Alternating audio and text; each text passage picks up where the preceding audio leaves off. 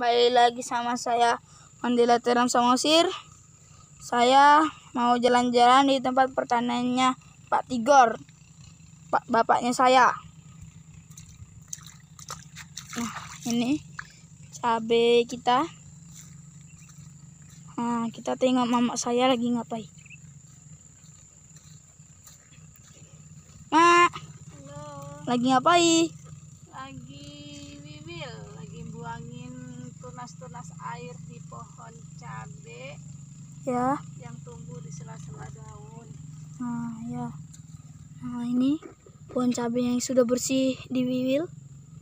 Nah, mari kita tengok bapak saya di sana. Ini cukup luas. Ini cabai-cabai kita. Nah, ini tanah untuk pembibitan cabai Baskara. Nah, ini sudah siap, tinggal dimasukkan ke potre.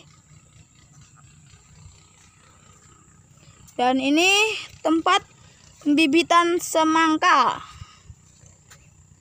Nah, ini polybag-polybagnya memakai daun pisang kepok. Nih. Nah, ini bawang kita. Sebentar lagi sudah mau panen. Dan ini buahnya sudah mentol-mentol, sangat bagus. Dan di sana ada om saya lagi nyabutin rumput. Dan ini lahan untuk bawang yang di rumah. Nah, baru kita tengok bapak saya di sana, kita berikan sebentar. Nah, di sana omnya kelihatan kan? Dan di situ bapak saya. Dan ini air untuk menyemprot. Ini. Nah, itu bapak saya. Coba kita tengok sebentar.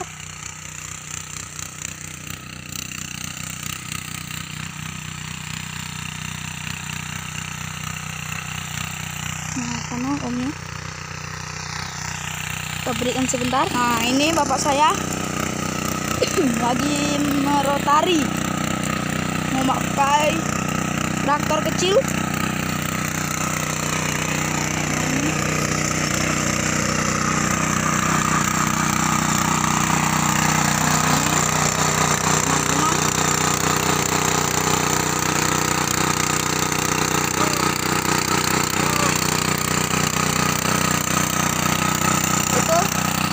Nah, di sana Om Saiful namanya.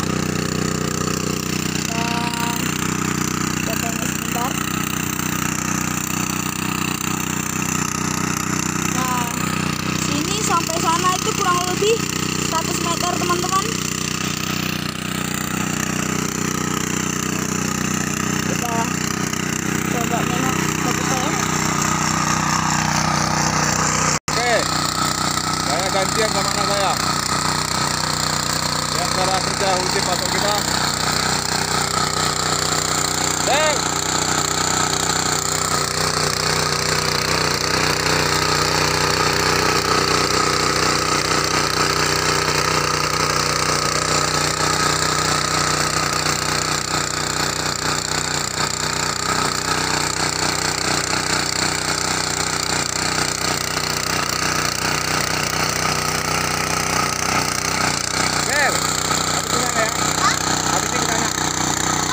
Habis ini ke sana.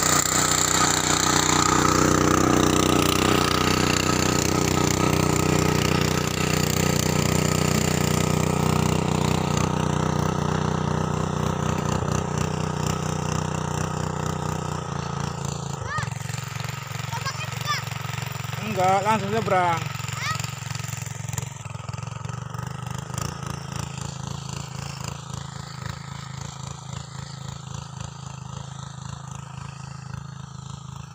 Kita agak menjauh sedikit dari unit ultimator kita agar terdengar suara saya, ya. Ini olah lahan kita yang kita lakukan kurang lebih 2 bulan yang lalu, menunggu masa panen tanaman kita yang di sana. Ini kita proses, terus kita proses. Kita membuat sesuatu sistem, ya, pupuk kandang atau kompos, ya. Itu kita serak dahulu, baru kita kultivator berkali-kali, ya. Dan kita untuk memutus siklus rumput yang ada di lapangan. Fungsi dari pengolahan lahan ini, ya, fungsi dari pengolahan lahan berkali-kali, ya, sebelum tanam itu sangat besar manfaatnya. Kenapa saya katakan seperti itu?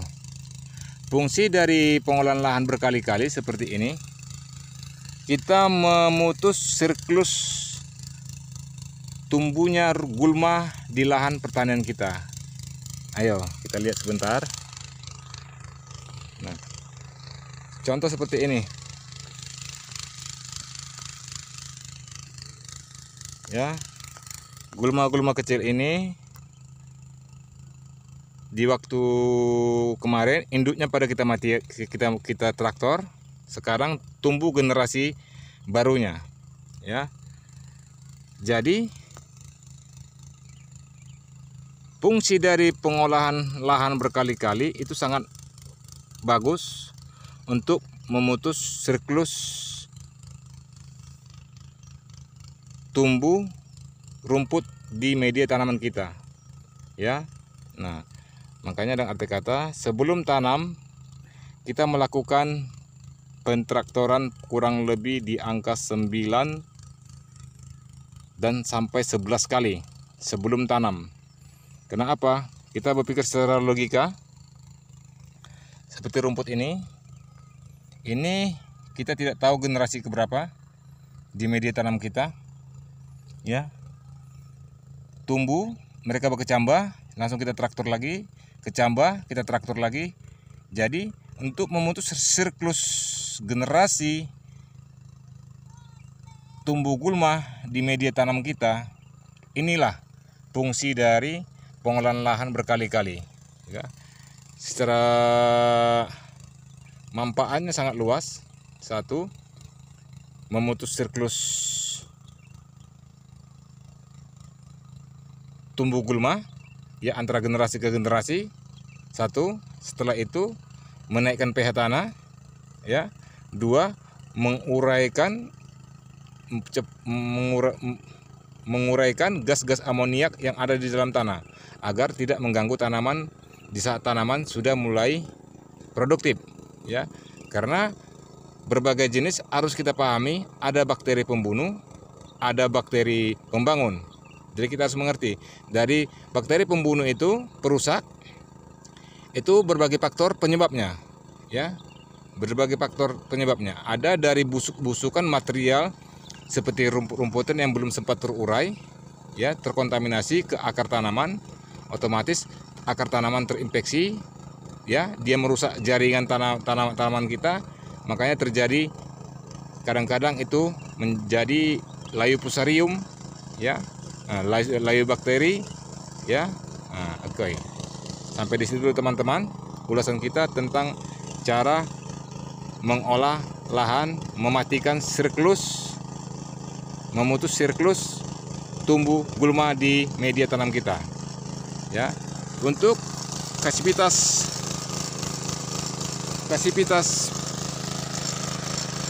pupuk organik yang kita pakai di lahan kita, ya, itu 1 meter perseginya itu 1 kilo, tergantung luasan kita. Kalau kita memakai media 5.000 meter persegi berarti 5 ton. Kalau kita memakai media 10.000 meter persegi berarti 10 ton, ya. Karena pupuk organik semakin banyak semakin bagus, ya, semakin banyak semakin bagus. Karena kita harus memikirkan siklus kontinu yang kita bertani, ya. Kalau bisa kita tekan seminim mungkin pemakaian pupuk anorganik atau pupuk kimia, ya. Karena pupuk kimia bisa menciptakan residu tanah, residu terhadap tanah. Kalau pupuk organik sebanyak apapun kita lakukan, dia tidak tidak berpengaruh dengan residu tanah. Justru dia semakin bagus, semakin subur dan semakin subur. Oke, itu anak saya sudah rolling ke sana. Ya. Jadi teman-teman, saya kasih tahu sedikit sejarah saya membuka tanaman ini. Ini dulu semua lahan perkebunan sawit saya bongkar, ya. Saya bongkar semua. Ini masih ada sejarah. Ini tunggul ulin khas Kalimantan, ya. Belum sempat kita bongkar. Mudah-mudahan nanti tahun depan kita ada rezeki. Ini kita ekskavator ulang, kita cangkul balik semua, ya, membuang tunggul-tunggul yang ada di lokasi pertanian kita, ya. Nah, seperti itu juga, itu sejarah